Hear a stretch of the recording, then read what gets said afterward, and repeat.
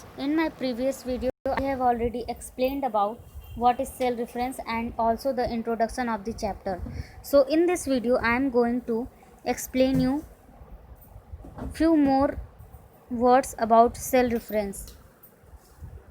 जैसा कि मैंने आपको प्रीवियस वीडियो में बताया कि सेल रेफरेंस जो होता है वो आइडेंटिफाई करता है सेल को और सेल के ग्रुप को, जो हम स्प्रेडशीट में देखते हैं।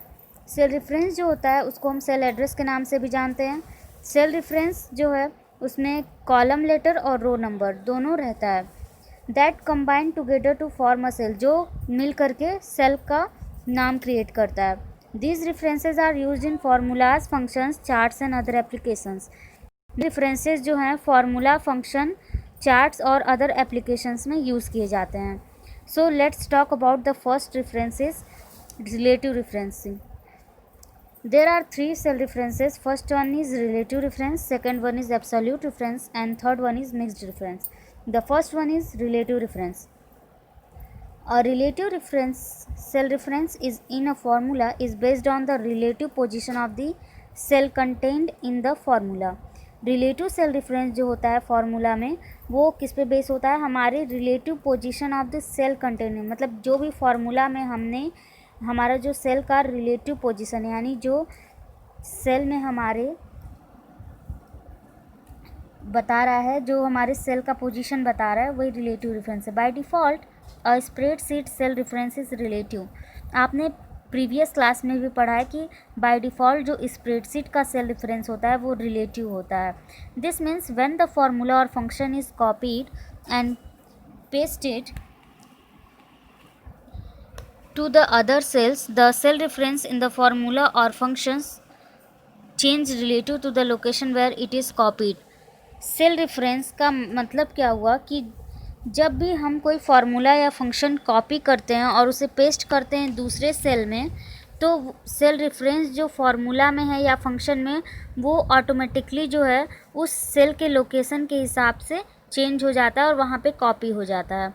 इफ़ एग्ज़ाम्पल के लिए देखें अगर, तो if the formula is E5, अगर फार्मूला हमारा क्या है E5 में हम टाइप किए हैं कि E5 equal to C5 plus D5 and when we copy this formula in E5 to E6, Excel automatically changes the reference to match the location of cells C6 plus D6।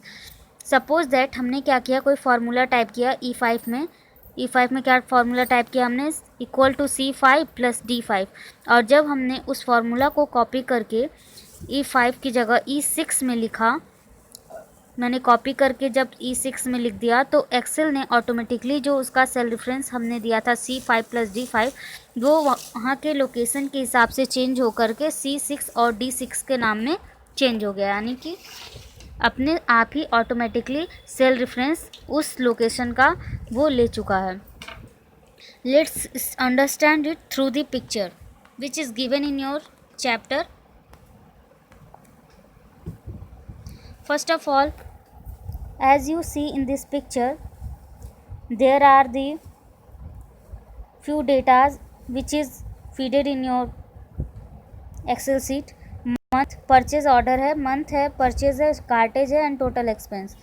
So in this first picture आप देख रहे हो कि इसमें जो है C5 और D5 पहले से सेलेक्ट है और E5 में फार्मूला लगा हुआ है इक्वल करके C5 प्लस D5, और जैसे ही हम इंटर कर रहे हैं वैसे ही हमारा फार्मूला ऑटोमेटिकली चेंज हो जा रहा है, जो क्या हो जा रहा है, इक्वल C6 प्लस D6।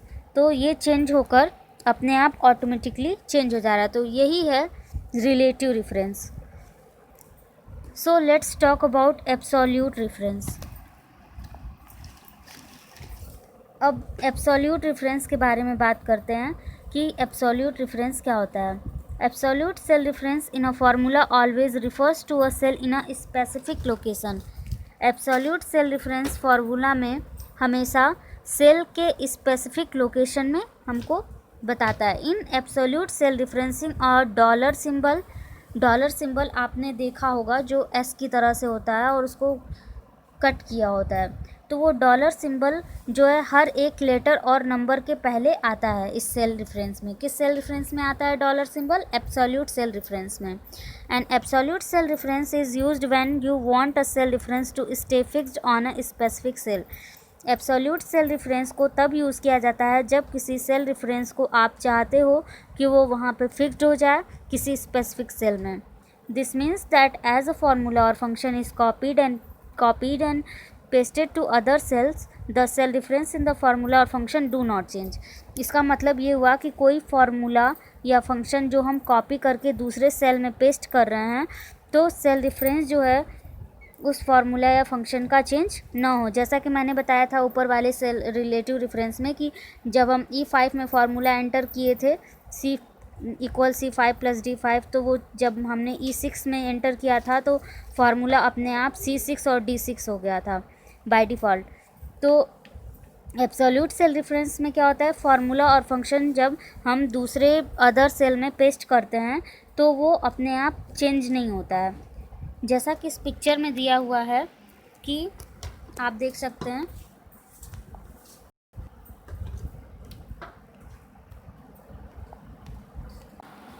जो फार्मूला हमने यहाँ इस सेल में लगाया है और हम यहाँ पे इसको कॉपी कर रहे हैं दूसरे सेल में आ करके, तो हम यहाँ पे देखेंगे कि इस सेल में आने के बाद फार्मूला जो है वो चेंज नहीं हो रहा है। यानी कि फार्मूला जब चेंज नहीं हो रहा है तो हमारा जो रिज़ल्ट है वो सेम आ रहा है। जो पिछले वाले में था 41288 41288 तो सेम है। ये हो गया हमारा एब्सोल्यूट रेफरेंस। अब बात करते हैं मिक्स्ड रेफरेंस की कि मिक्स्ड रेफरेंस क्या होता है। You use mixed reference to cell when you want to copy part of it absolute and part relative। आप मिक्स्ड रेफरेंस सेल में तब यूज़ करते हैं जब आप कॉपी करना चाहते हैं उसके पार्ट को कि वो एब्सोल्यूट भी हो और रिलेटिव भी हो। For example the row can be absolute and column relative. यानी कि अगर एग्ज़ाम्पल देखें तो रो हमारा क्या हो सकता है, एब्सोल्यूट, और कॉलम हमारा relative. Here we need to calculate VAT, for example 4%। अब हमको कैलकुलेट करना है वैट, जिसको हम 4% को कैलकुलेट करेंगे। तो we type 4% in cell E4 to calculate VAT. We type in cell E5 equal C5 into $E फिर $4 and press enter. Result will be displayed on cell E5। Or when we copy this formula in E6, this first cell address is without $sign, so it is relative reference, and the second cell is with $sign, so it is mixed reference. When the cell is copied, the first one will change the reference in new location C5 to C6, but second will remain the same. So let's through this picture we will knew about it। तो हमने पहले क्या पढ़ा कि हमको VAT calculate करना है, जैसा कि 4% यहाँ पे दिखाया गया है। आप अपनी बुक को यूज़ कीजिए अगर आपको पिक्चर क्लियर नहीं हो रहा है तो। यहाँ पे 4% का वैट हमको दिखाया गया और इसके लिए जो फार्मूला अप्लाई किया गया है वो क्या है, equal C5 into dollar symbol E फिर डॉलर सिंबल 4। और उसके बाद क्या हो रहा है, जैसे ही हम दूसरी सेल में एंटर कर रहे हैं तो हमारा जो फार्मूला है वो चेंज C5 से C6 तो हो रहा है, आप इसमें देख सकते हैं, लेकिन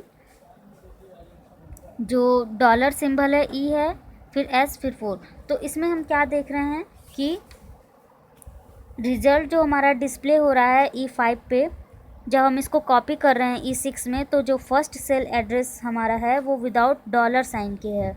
तो ये क्या हो गया, रिलेटिव रेफरेंस। रिलेटिव रेफरेंस में $साइन नहीं होता है और एब्सोल्यूट रेफरेंस में क्या होता है, $साइन होता है। तो सेकंड सेल में हम एड्रेस के साथ क्या देख रहे हैं, $साइन है। इट मीन्स कि ये मिक्स्ड रेफरेंस है। यानी कि इसमें मिक्स्ड रेफरेंस में क्या होता है, रिलेटिव भी होता है और एब्सोल्यूट भी होता है, इसीलिए इसको मिक्स्ड रेफरेंस बोलते हैं। यानी कि रिलेटिव में क्या था हमारा $साइन नहीं और एब्सोल्यूट में $साइन, और मिक्स्ड में ये दोनों होता है, डॉलर भी होता है और $साइन के बगैर भी होता है। तो ये हमारा हो गया mixed reference. So let's talk about the next topic, using functions।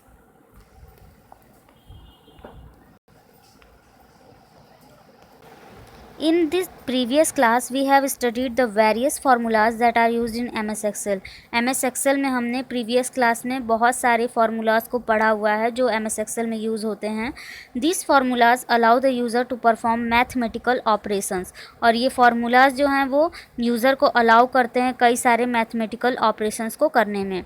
There are simple rules which are necessary to follow to enter a function in MS Excel. They are कुछ सिंपल रूल हैं जिसको follow करना ज़रूरी है जिससे कि हम MS Excel में किसी फंक्शन को एंटर करें.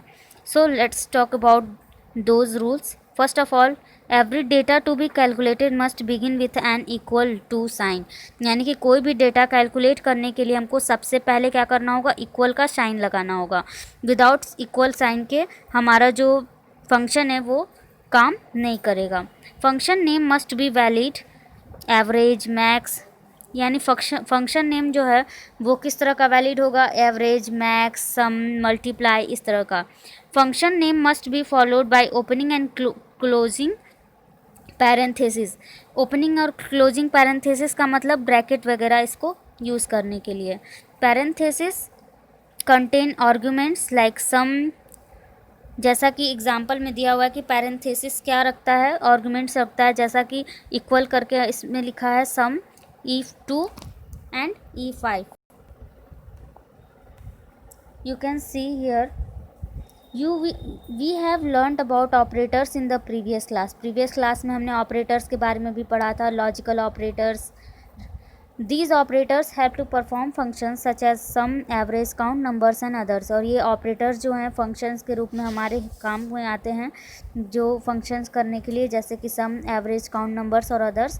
Operators specify the type of calculation that you want to perform on the elements of a formula.